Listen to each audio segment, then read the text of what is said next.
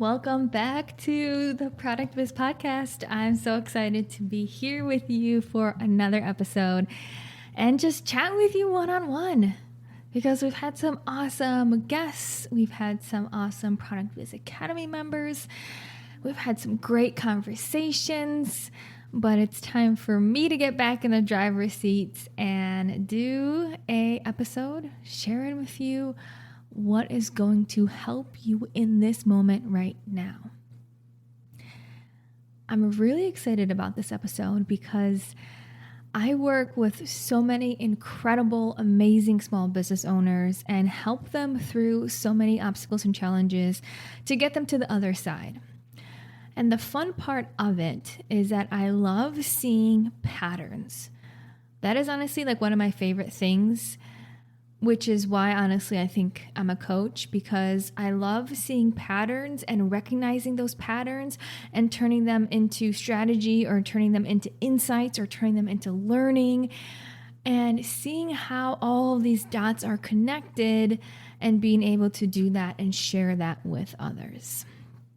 So I'm always looking for patterns, and this is a big one that I've seen. And I'm going to title it The Small Business Owner's Curse. And I know that sounds scary, but here's the thing. This is something that I see happen to small business owners over and over and over, which keeps them stuck, which makes them extremely demotivated, discouraged, frustrated with their business. It honestly leads them to being overworked and extremely burnt out. And it's all stemming from this one issue that's happening right here. And a lot of small business owners don't have the awareness of it, which is why I'm talking about it in this episode. So you can stop and see, is this happening to me? Am I stuck in the small business owner's curse? And if yes, what can I do today to start to get out of it? So how I'm going to share the small business owner's curse with you and how I'm going to define it is I want you to imagine that you or someone else who's a small business owner is in a field of cherry trees. Now, if you've ever been to Traverse City, Michigan in the summer, the most beautiful place, and you can go to cherry picking farms, and they have rows and rows and rows of these beautiful trees with so many cherries hanging on the branches. I've never seen a cherry tree in person before, or even really online until I went to one of these last summer. And it's just incredible how many cherries are growing and ready to be picked on this tree. So as a small business owner, the small business owner's curse is that small business owners, when they first start out with any business in any industry, you pick the low-hanging fruit. Now, what does that mean? That means you start an Instagram page. You talk about your products. Maybe you first get your website. You're excited. You do your first market. There's all of these amazing firsts that you can do that when you're first starting out lead to some results. Because, oh my gosh, your friends who are following you on Instagram are like potentially your warmest potential customers. And when you're talking about this new business and these new products, they start to buy. And it's like, oh my gosh, this is kind of easy. I'm talking about my products and people are buying. Or you go to your very first market and you set up, you bring all of your items, you drag it up the hill, you drag your tent, you put it up, you organize all of your products on your table. People are coming to talk to you. And after those 8 hours of being there and selling and talking to people, you walk away with some money. And it's like, whoa, people actually are buying my stuff. Or when you first launch your website, or when you first come out with that next product, there's all of these firsts that are happening when anyone starts a small business. And they're called low-hanging fruit because if you think of this cherry tree, it's the stuff that you can go up to and just pick with an arm's reach. It's the fruit that's literally hanging on the lowest branch. It's the easiest to access, the easiest to pick, and the easiest to enjoy when you bite into that juicy cherry. So what happens is small business owners are picking these low-hanging fruit, these really easy tasks that in general lead to relatively quick results. And here's what happens when the curse starts to trickle in. It's when we continue to try to grow our business from these easy, low-hanging fruit results. Because we started our business by asking for tips and tricks. We started our business by being able to very simply get sales. We started our business with a lot of energy and excitement. And because that led to results, we start to think that that's all that it takes to see success. And then you start asking, oh, what's the next tip? What's the next trick? What's the next really simple thing I can do or introduce? Or what can I do really quickly, really fast to get these instant low-hanging fruit sales? But here's the flip side.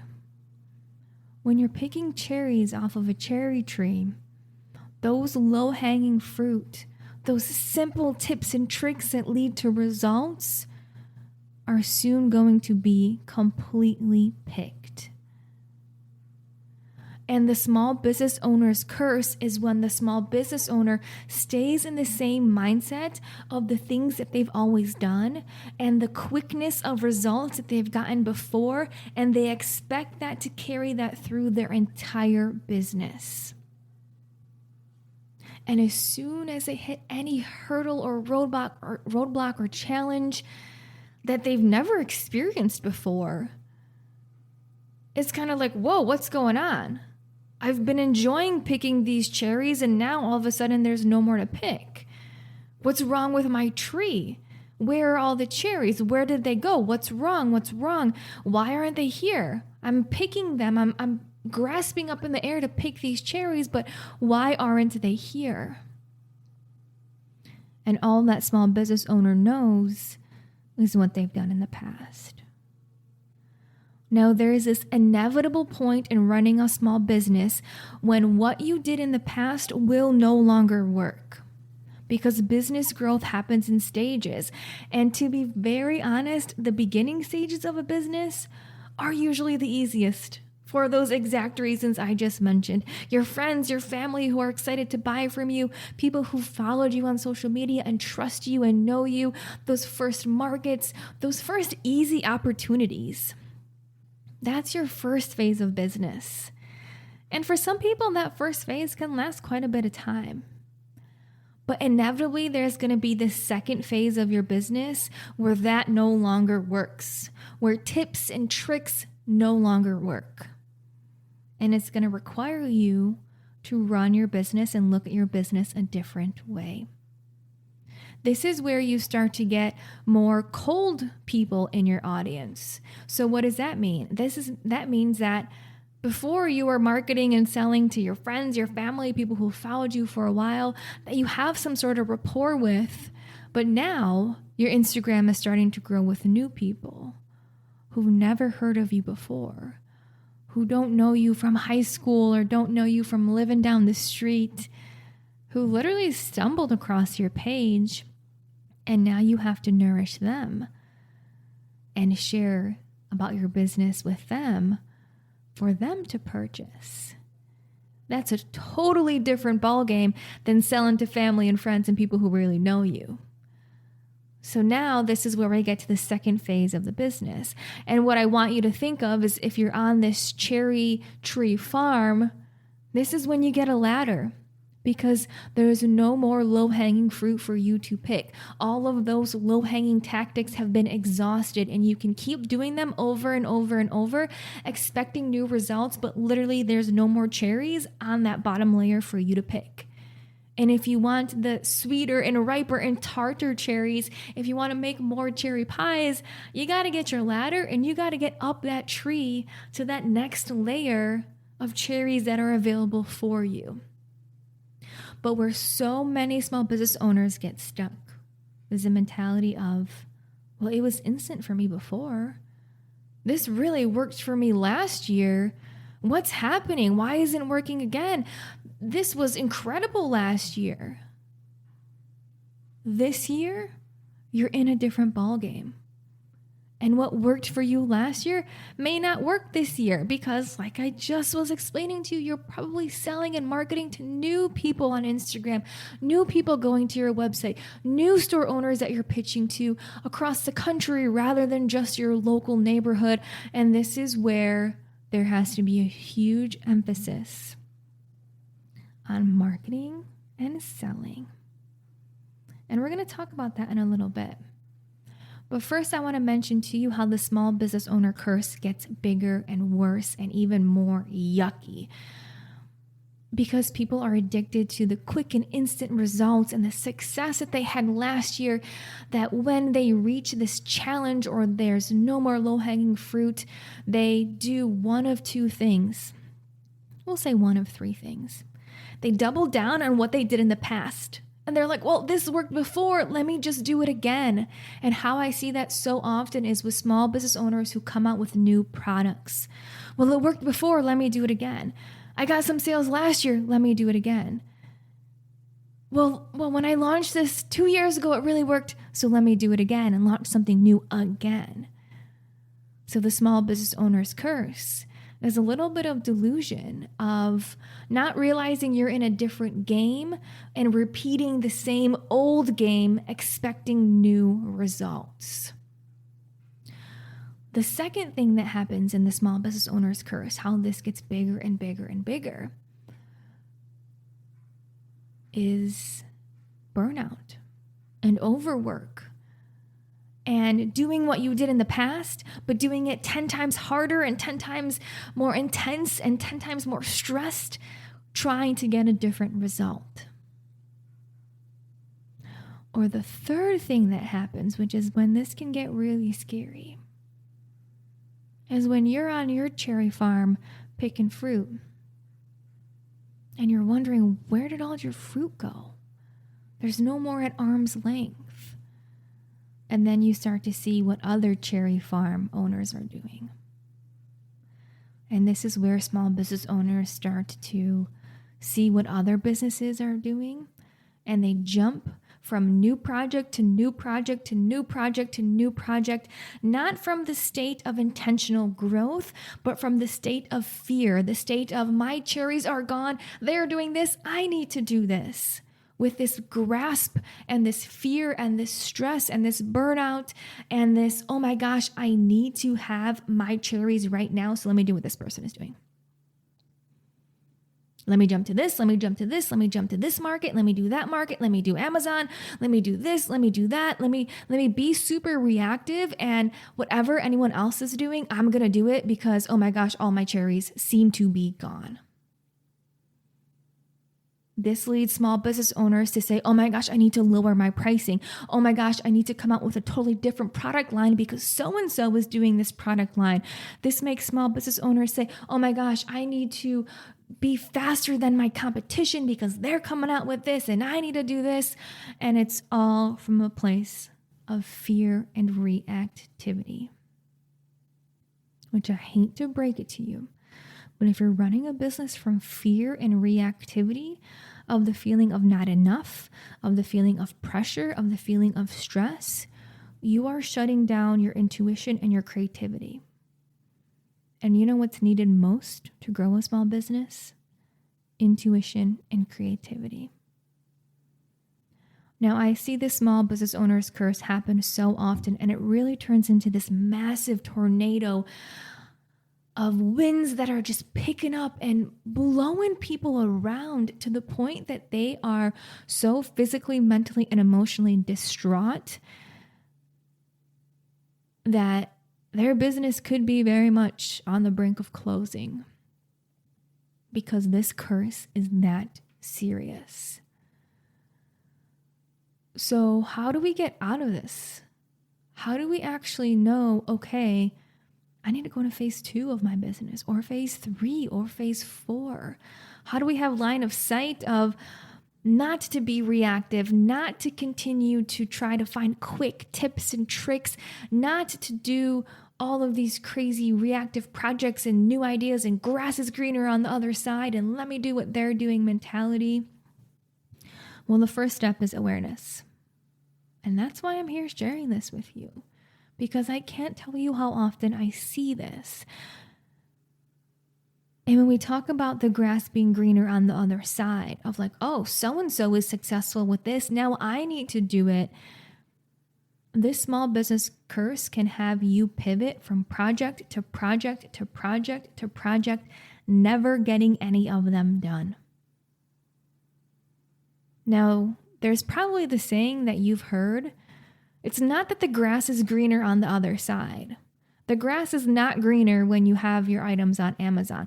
The grass is not greener when you've finally done XYZ. The grass is not greener when you've reduced your prices to be the cheapest one out there. The grass is not greener when you come out with this new product line. You know where the grass is greener? Where you water it. That's it. And if you have, let's say, 10 gallons of water, I don't even know if that's a lot. We're going to say that's enough to water 1 lawn of grass or 1 acre of your cherry farm, to stay with the metaphor. And you're going over here and watering it a little bit, and over here and over here and over here and over there and over there and over here and over here. Those 10 gallons that would have been enough for 1 part of your cherry tree farm to allow those trees to nourish and grow into the fruit that you want is not going to get the water that it needs. And none of those other 10 places that you are watering are either going to get the water that they need, because you're spreading your water in so many places that nothing gets the nourishment it needs to flourish.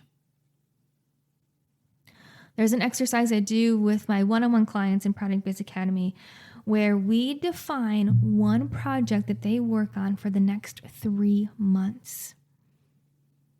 And the reason we do this is because exactly what I just mentioned, the small business owner's curse of getting trapped in that whirlwind. And I want you to think of it this way too, because this really paints the picture. Imagine you are on a block of land and there's an island that's in a body of water. And we're going to call that island Results Island. That's where the results are, the sales, the ease and flow. Your business is growing and you're seeing progress. How do you get there? Do you build 1 bridge? Or do you build 10 bridges that are 25% done each? How most small business owners are running their business, which is why they stay stuck, is they have 10 different projects that are all 25% to completion, which means they never get to Results Island. Now, what if you take 1 project and you say, this is what I'm going to focus on. This is what I'm going to master.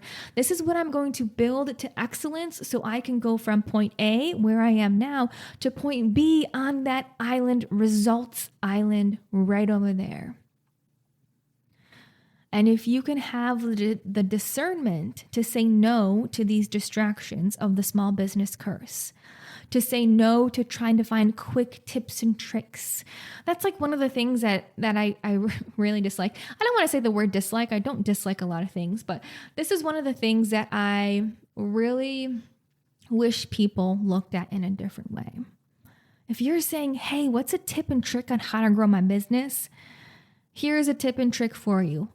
Stop looking for tips and tricks and instead understand the underlying principles and concepts of marketing and selling and branding and audience building and conversion and your business in general. Because if you're only looking for tips and tricks, that is a small business owner's curse. Hey, you got any tips on how I can get some quick tips on how I can get more cherries? Yeah, jump 10 feet in the air. You'll exhaust yourself after about an hour, but you'll get some more cherries, right? Anyways, I don't remember where I was going before that tangent of tips and tricks. I know I was going somewhere, and if I meant to talk about it, it will come back. Oh yeah, about the bridge. And focusing on 1 project at a time and having discernment. That's what it was. Discernment not to look for quick tips and tricks and quick hacks, and instead to do what it takes. Can you imagine if someone was building a bridge, a construction company, and they went up to you and said, hey, do you got any hacks on how I can build this bridge a little faster?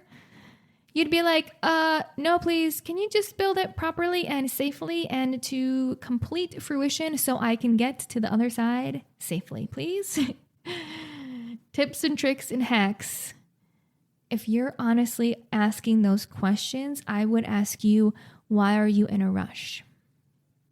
Why are you in a hurry? And if you get honest with yourself, it's going to be one of these answers. I need to prove to someone that I'm successful. I need to prove to someone that this business is working. I need to get validation from someone or receive love from someone. The people who are in a rush, it's to prove something, to get validation, or to get love.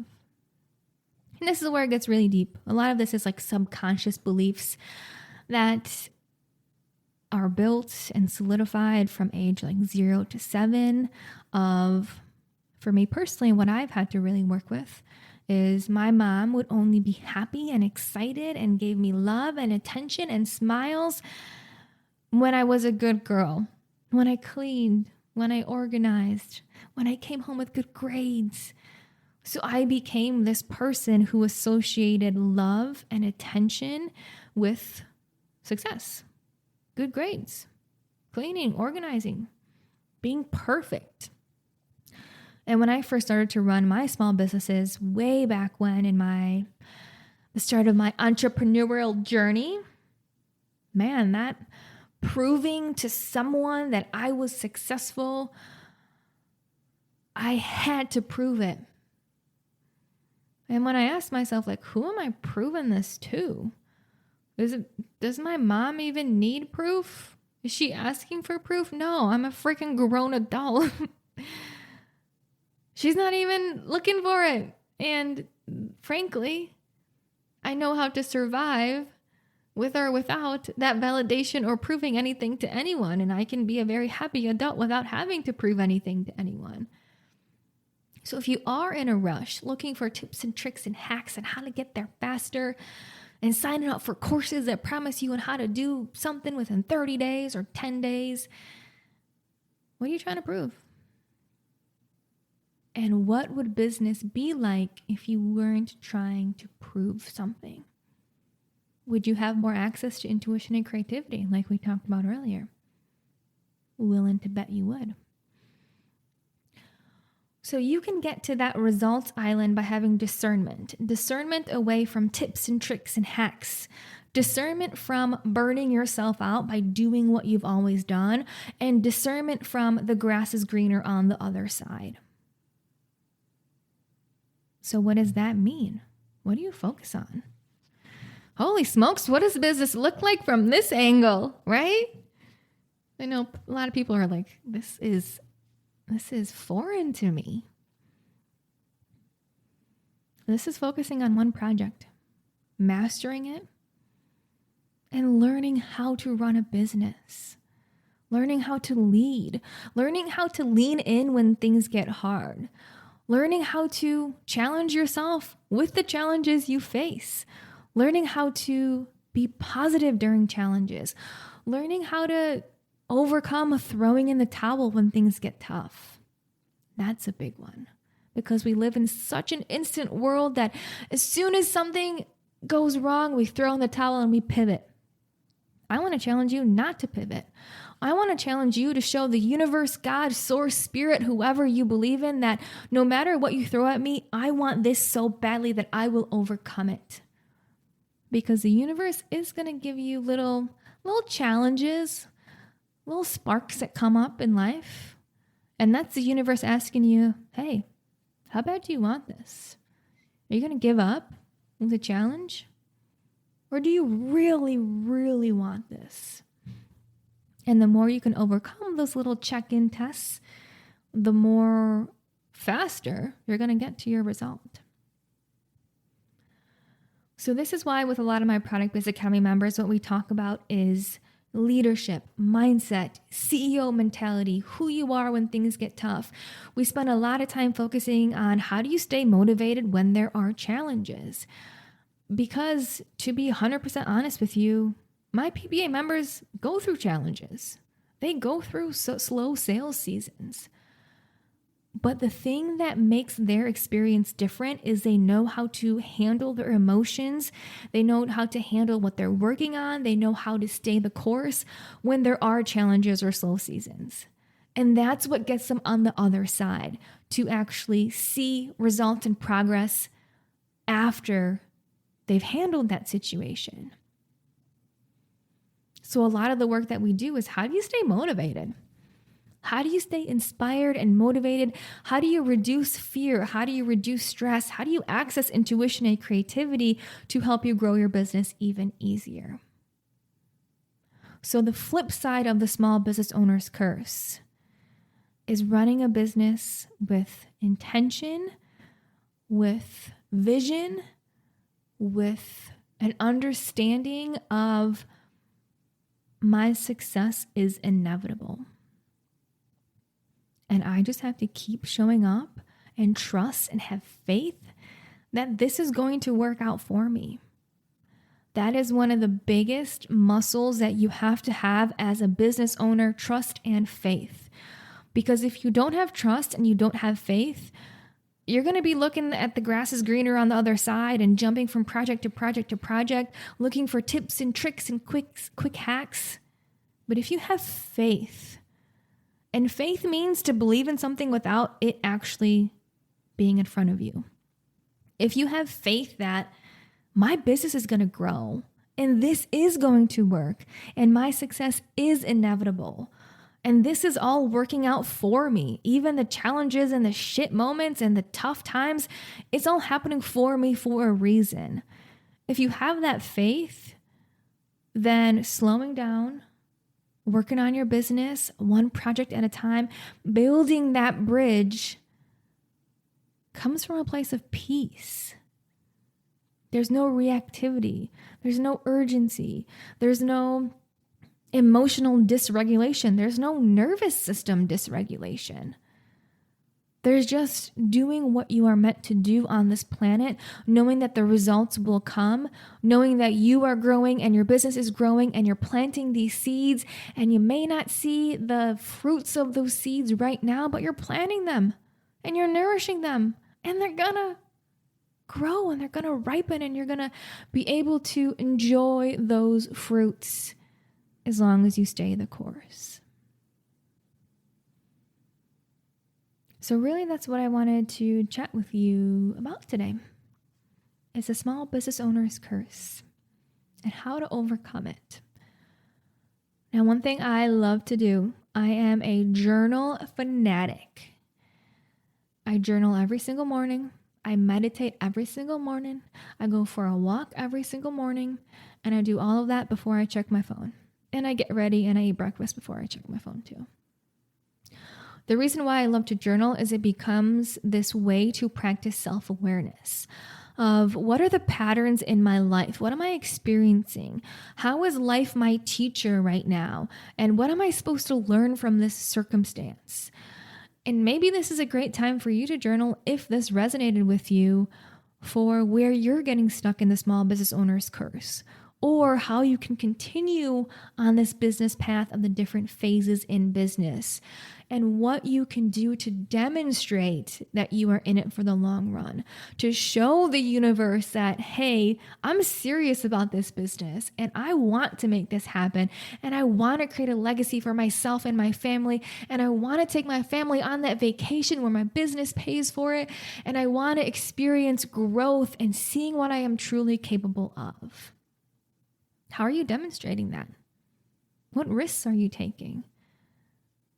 How are you showing that you're believing in yourself and that you're believing in the universe? Because the universe has got your back with every single step that you take. Okay, I think that's all I wanted to share today. Whenever I record a podcast, like an hour later, I'm like, oh my God, this would have been great. But then it's too late. So I hope this was impactful, a little bit of a different episode today. I really hope it just helped to steer you in the right direction. That is my goal and purpose as a coach. Everything I do is to help you grow your business, to help you see where you can grow, because your business is a reflection of you. So if you want your business to grow, you gotta grow. And isn't that amazing that our job is literally to grow as individuals, to understand our triggers, to understand, where we can be better.